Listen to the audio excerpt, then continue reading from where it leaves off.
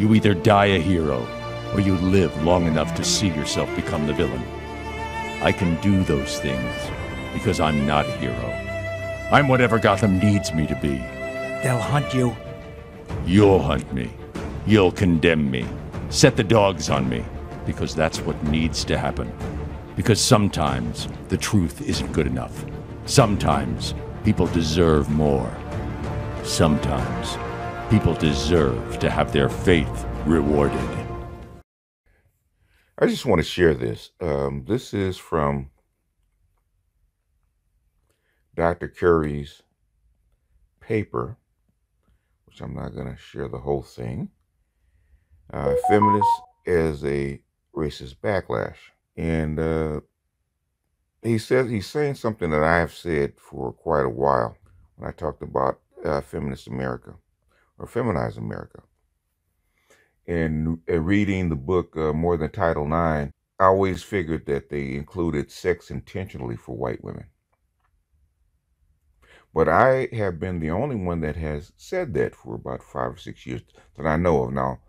Dr. Curry could have said this years ago, and I had not known it because I didn't know who he was, and I wasn't really familiar with all his work, so he could have said it. But this is the first time that I'm hearing him say it. So he could have thought the same thing and just never published it, even though I've said it on YouTube, which I guess that's a form of publishing, which is public. But him saying it kind of brought something home. So I'm going to share this. I'm going to put it up on my books channel because every time I do some of Tommy's work, it gets a strike. So I don't want to get a strike against my two main channels. So I'm going to do it on this one. I'm going to put a link in, but I'm going to do it on a different channel. And I may do the whole paper on Patreon. But as of now, this is what we have. Feminist theory adoption of subculture violence criminology as a response to desegregation. I'm just going to start reading the highlights, stuff that I've checked off. Okay, feminist organizations often acted to impede singular concessions for civil rights without specific provisions aimed at increasing the political opportunities for white women. The strategy of the National Women's Party, a wealthy, exclusive, white feminist organization dedicated to the political economic interests of white women, wanted to see sex added to the Title VII legislation despite the dangers it posed to the passing of the legislation. The National Women's Party decided to approach Congressman Howard C. Smith. Smith was an 81-year-old conservative Democrat from Virginia who had a history of being against black civil rights initiatives and equal pay. According to Caroline Bird's Born Female, The High Cost of Keeping Women Down, Smith's efforts extended the promise of equal opportunity from the 7 million Negro men and women workers that Title VII was drafted to protect, especially men, to 21 million white women who did not get as high compensation for their work as the Negro members of the majority sex. In other words, they wanted to make white women equal to black men. Now, this goes back to women's suffrage in the 1850s and 60s, where white women did not want black men to get the vote before they did. The effect of adding sex to the anti-discrimination law was that it ensured white women captured the majority of the jobs, opportunities, and employment initiatives meant to address the racist distribution of economic wealth, labor, and participation. Boom. As reading this, the economic vulnerabilities of black men and women were well understood by policymakers and feminist organizations at the time. In fact, many liberals and women's organizations in 1964 opposed adding sex to the Civil Rights Bill, primarily because they did not want to endanger protection for Negroes, but also because absolute equality between the sexes before the law might endanger rights and immunities favoring women. Phyllis Schlafly. Smith intended to sink Title VII because it was intended to protect black civil rights and ensure black labor participation well past the 20th century. While the bill did manage to pass, the addition of sex so radically altered the scope of the legislation that it became impossible to maintain that remedying black racial injustice was or ever could be the priority of the legislation ever again. The addition of the sex category was meant to prioritize the rights of white women over those of black. In fact, in more than Title IX, they admit that. Congresswoman Martha Griffith argued on the floor of Congress that without sex being added to the Title VII legislation, white women would be the last at the hiring gate. 1969. This argument was so persuasive to white legislators who saw the benefit and racial advantage of safeguarding white women over black workers, be they men or women. The legal historian Michael Gold additionally observed that the other reason Congress added sex to Title VII was a fear that a black woman would enjoy greater protection than a white woman that's supposed to. In a legal sense, the fear was unjustified. If an employer preferred a black woman because of her race, a white woman would have had a prima facie claim for racial discrimination under the bill as it stood before sex was added to it.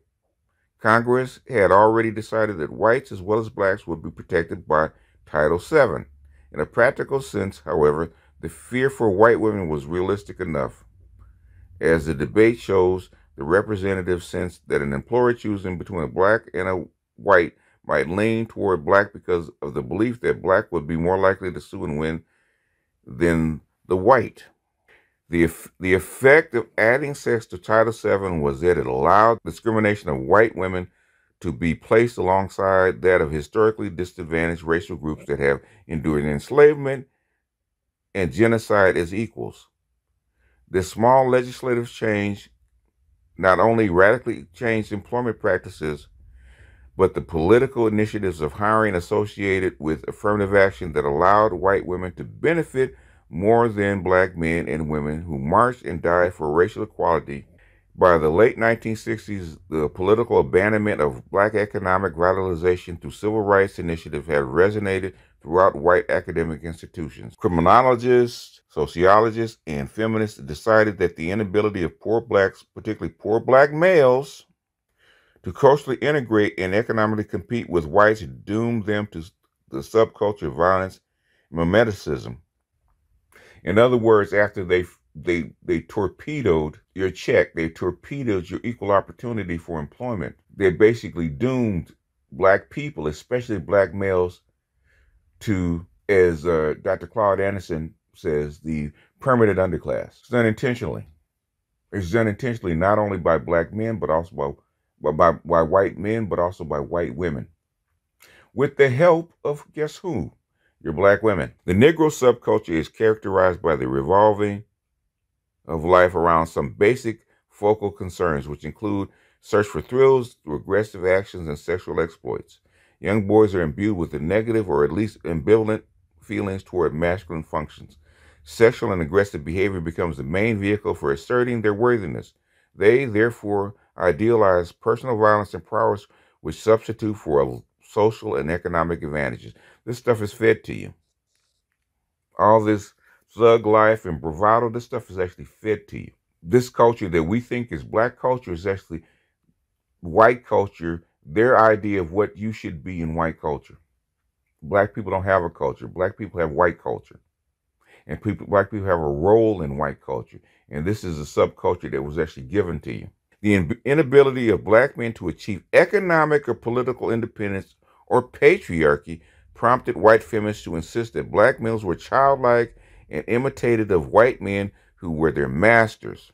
Between the black man and the white man duplicates the relationship between the male child to the father. In other words, we're like a kid imitating their father.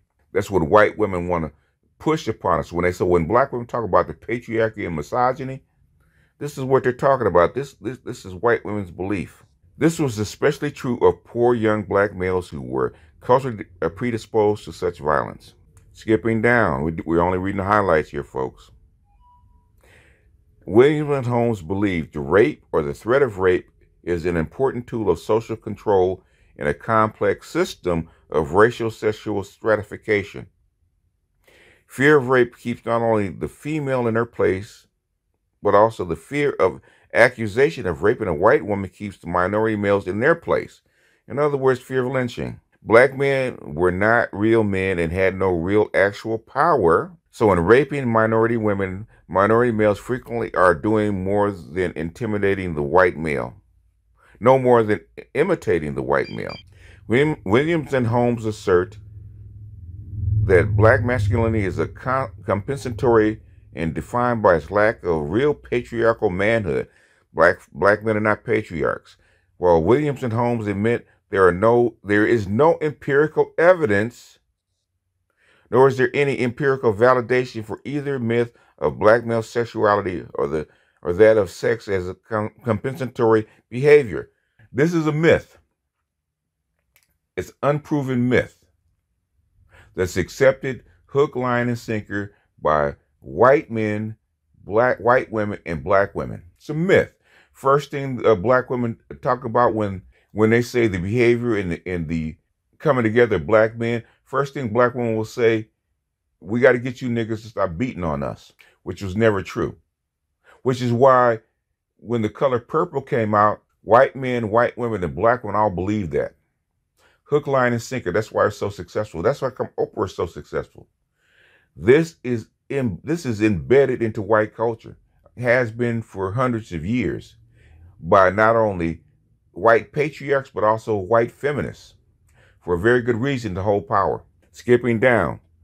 Despite decades of scholarship illuminating the relationship that feminism and the political struggle for women's rights has had to anti-black racism, colonial conquest, and classism, present-day scholars are met with the opprobrium and sanction while attempting to discuss the limits and harms of the American feminism. However, when feminism is interpreted as a historical dynamic that set itself against black civil rights and deliberately campaigned for the elimination and lethal targeting of black men for over a century, such conversations are often outright dismissed within the academy. Amen, Tommy. About time. The history of feminism's racism reveals an insidious program of social control and political deflection that inherited black civil and human rights.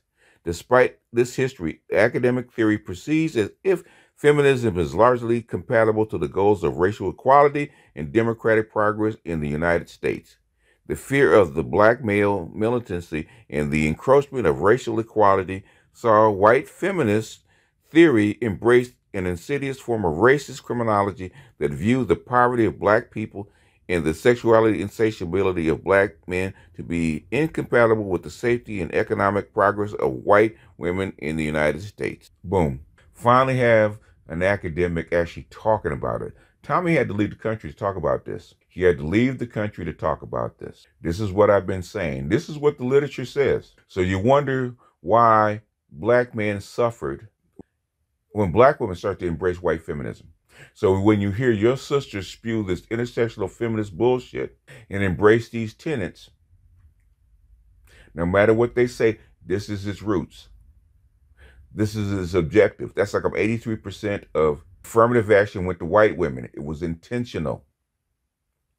It wasn't an accident. And they convinced black women to go along with this, even though they're getting ready to take affirmative action because white women don't need it anymore. So the little bit of protection that you did have is probably going to go away. Probably going to go away. But I've been saying this for years. If you read feminist literature, this is obvious. Feminism, from its very root, from its very beginning, is a elitist white woman's movement to get equal footing with her man, with her elite man. Never intended for the lower classes, and especially for black people, especially for black women. Black women are always meant to be the white woman's footstool, which has been repeated over and over again. That was obvious in Scandal with Olivia Pope, which black women actually loved. Why? Because that's what they've been socialized to accept for hundreds of years. And they just accepted it hook, line, and sinker. And nobody said anything. I was actually talking to Shirley Hussar on Art's panel. She watched Scandal. She had been socialized to accept the Scandal's bullshit. But it is what it is. But anyhow, I didn't want to make this long because I'm probably in enough trouble already. I may do a longer evaluation of this piece on Patreon. This is Tommy's paper. It's not published. It's not really open to the public. He's kind of shared it with the other academics. That's why I didn't read the whole paper. The whole paper is quite interesting. But the whole paper is kind of long, and I took the bits and pieces out of it because I wanted to make this short.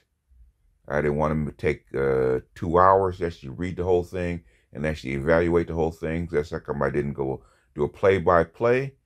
I just quoted what he said. I added my little 2 cents on the end of it. But the thing is, somebody finally said it. Somebody in academia finally said it.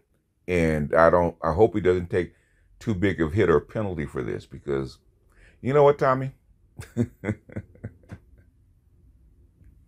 All I can say, brother, is slow clap.